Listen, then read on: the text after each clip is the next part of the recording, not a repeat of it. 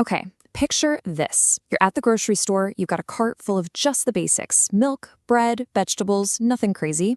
You get to the checkout, you swipe your card, and then that awful sinking feeling.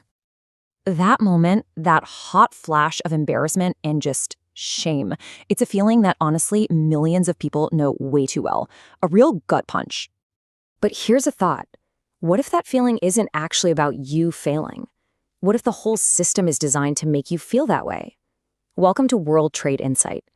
In this explainer, we are going to dive deep into the numbers that show why feeling financially crushed isn't a personal flaw. It's pretty much a mathematical certainty in our modern economy. We'll explore why the good old American dream now feels more like a dream and more like you're just running in place. All right, so let's get right into it by tackling this idea of what it means to be average. We're all told that being in the middle class is supposed to mean you're stable, you're secure.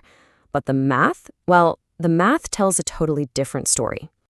So let's start with this number. This is the projected median household income in the US for 2026. And look, on the surface, $84,000 sounds pretty good, right? It really should be more than enough to live a comfortable, normal life. But let's actually follow the money and see where it goes. Let's see just how fast that $84,000 really disappears. After you pay taxes and put away just a tiny bit for retirement, your monthly take-home pay is somewhere around $5,460. Now, the essentials start taking their bites. Housing? That's about $2,100. And that's not for a mansion. That's for a basic apartment in a lot of cities. Transportation, with a car payment, insurance, gas, that's another $1,300. Gone. Then you add in food, utilities, health insurance, and oh yeah, student loans. And suddenly, you are left with just $460 for the entire month. That's it. That's your buffer for a flat tire, a sick kid, or, heaven forbid, trying to have a social life. One little thing goes wrong, and you're immediately in the red. So here's the kicker. This isn't about you being bad with money. It's not about skipping lattes. The fundamental math of how we work and live has completely changed. That old advice we all got, get a good job, buy a nice house, you'll be set, it's based on a financial world that just doesn't exist anymore. And this chart, this really lays it all bare. This is the heart of the problem. Since 1990, wages have gone up by about 180%. And in a vacuum, that sounds great. But in that exact same time, housing costs shot up by 400% and college tuition exploded by over 500%. So even though you're earning more dollars, the absolute cornerstones of a middle-class life, a home and an education, are getting more expensive at more than double the speed of your paycheck. The math just doesn't work. It's like you're on a treadmill and someone keeps cranking up the speed. So the obvious response to all this is, okay, fine, I'll just earn more money. I'll get that promotion. But that right there is the second trap, because earning more money doesn't always buy you more freedom. A lot of the time, it just buys you a fancier, more expensive version of the exact same prison.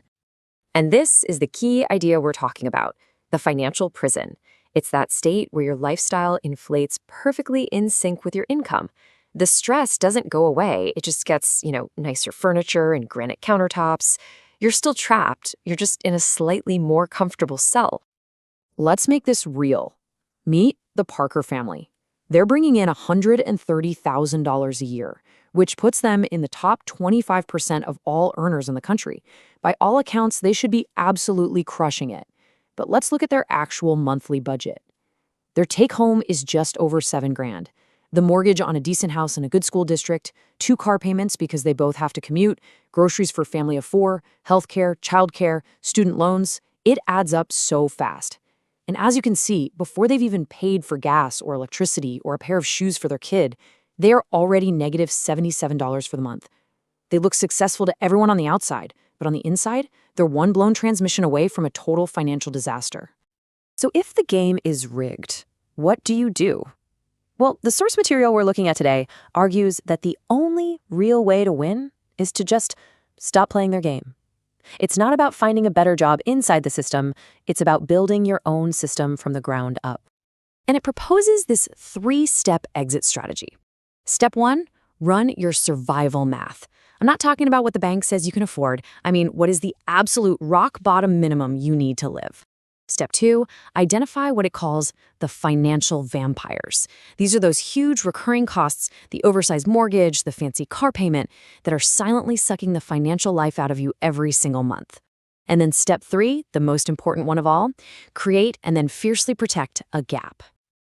And this is your secret weapon, the gap. It's that space between what comes in and what goes out. It's the money that nobody else gets to touch. This is your path to stability. It's your emergency fund, your investment capital, your ticket out of that financial prison. Every single dollar you intentionally push into this gap is a vote for your own freedom and a vote against just the appearance of success. So really, when it all boils down, this whole thing comes down to a choice. And believe me, it is not an easy one. The argument is that you have to consciously pick which kind of hard you want your life to be. Because there are two. On one side, you've got the hard of appearance. This is the one that society says is normal. The constant stress about money, the sleepless nights worrying about bills, working for 40 years just to pay off debt. Then, on the other side, you have the hard of stability.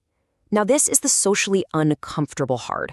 This is the hard of driving a 10-year-old car, living in a smaller house than your friends, skipping that trendy vacation everyone's posting on Instagram, and maybe even disappointing some peers who just don't get what you're doing. So that's the question this whole analysis leaves us with. The real choice isn't between being rich or being poor. It's between looking successful and actually being stable. The math is pretty clear that chasing the appearance of success is a losing game for most of us. The only real path to freedom is to consciously, deliberately choose stability, even when it doesn't look as cool or glamorous. So, which will you choose? Thanks for joining us here at World Trade Insight.